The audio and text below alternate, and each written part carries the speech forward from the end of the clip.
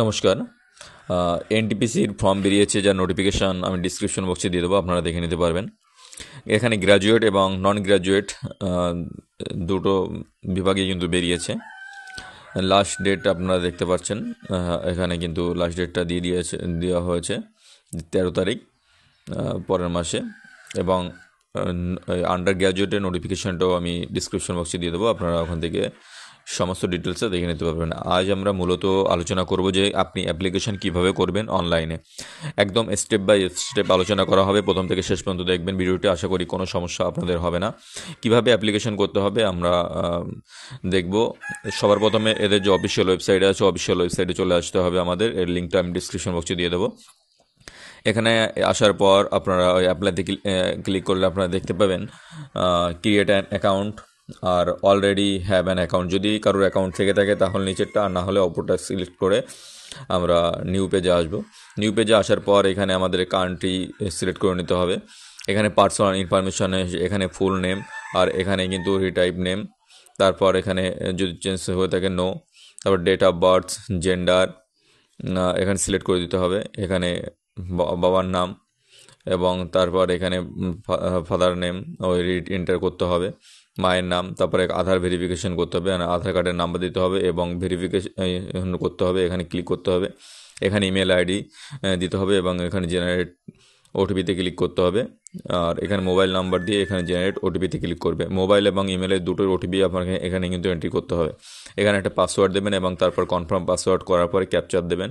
Capture দিয়ে preview এবং create অ্যাকাউন্টে ক্লিক করবেন। প্রত্যেকটা স্টেপ কিন্তু ভালোভাবে করবেন, কারণ এটা রেজিস্ট্রেশন হচ্ছে। রেজিস্ট্রেশন ভুল হলে কিন্তু পরবর্তীতে সমস্যা হবে। তারপর আমি এখানে প্রিভিউতে দেখে নিতে পারবেন আপনি যা যা ফিল আপ করলেন সমস্ত কিছু ঠিকঠাক আছে কিনা। যদি ঠিকঠাক থাকে তাহলে আই হ্যাভ রিচেকে এখানে ক্লিক করবেন এবং ক্রিয়েট অ্যান অ্যাকাউন্টে ক্লিক করবেন। ক্রিয়েট অ্যান অ্যাকাউন্টে ক্লিক করার সঙ্গে সঙ্গে আপনার কিন্তু একটা ক্রিয়েট হয়ে গেছে আপনার আইডি। এক্ষেত্রে আপনার মোবাইল নাম্বার এবং পাসওয়ার্ডটি দিয়ে দেবেন। দিয়ে দেওয়ার পর যে ক্যাপচারটি আছে, ক্যাপচারটা দেওয়ার পর লগ ইনে ক্লিক করবেন। ভিডিওটি ভালো লাগলে অবশ্যই লাইক, শেয়ার অ্যান্ড সাবস্ক্রাইব করে দেবেন এরকম ভিডিও পাওয়ার জন্য। তো আমরা লগ ইন করে নিয়েছি। লগ ইন করার পর আমরা অনলাইন অ্যাপ্লিকেশানে ক্লিক করব। অনলাইনে অ্যাপ্লিকেশানে ক্লিক করার পর আমাদের সামনে আরও একটা নতুন পেজ কিন্তু ওপেন হবে আমাদের সামনে। এখানে দেখতে পাচ্ছেন যে non technical popular category NTPC under graduate এবং গ্র্যাজুয়েটের দুটো পোস্ট। আমরা এখানে জোন সিলেক্ট করে নেব যে কোন জোনে ছাড়বো। জোন সিলেক্ট করে নিয়েছি এবং তারপর নেক্সটে ক্লিক করব।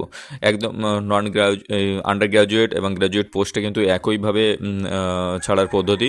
তো আপনারা একবার দেখে নিলে কিন্তু আমরা এখানে বুঝতে পারবেন। এখানে কিন্তু প্রিফিল কিছু থাকবে, কিছু জিনিস যেহেতু রেজিস্ট্রেশন করার সময় আপনি ওগুলো দিয়েছিলেন, কিছু জিনিস কিন্তু আগে থেকেই ফিল আপ করা থাকবে এবং আপনাকে এখানে দিতে হবে আপনি বিবাহিত কিনা, সেটা আপনারা সিলেক্ট করে নেবেন। আপনারা এখানে আপনাদের ধর্ম দিতে হবে, আপনি কোন ধর্মের অন্তর্গত। এখানে আপনার মাতৃভাষা দিতে হবে, আর এখানে আপনি যে ভাষায় পরীক্ষা দেবেন সেই ভাষাটা আপনাকে এখানে সিলেক্ট করে নিতে হবে। সিলেক্ট করে নেওয়ার পর এখানে কিন্তু একটা identification mark, permanent identification mark দিতে হবে এবং তারপর আইডেন্টিফিকেশন মার্ক 2 দিতে হবে। তারপর এখানে কমিউনিটি সিলেক্ট করতে হবে। কমিউনিটি সিলেক্ট করলে মানে SC ST বা OBC সেগুলো কিন্তু সিলেক্ট করতে হবে। এগুলো কিন্তু আপনি সেন্ট্রালাইজ ফরম্যাটে আগে থেকেই করে নিতে পারেন, পরবর্তীতে যাতে অসুবিধা না হয়। তো এখানে আপনি name of caste, certificate number, issue authority, date of issue,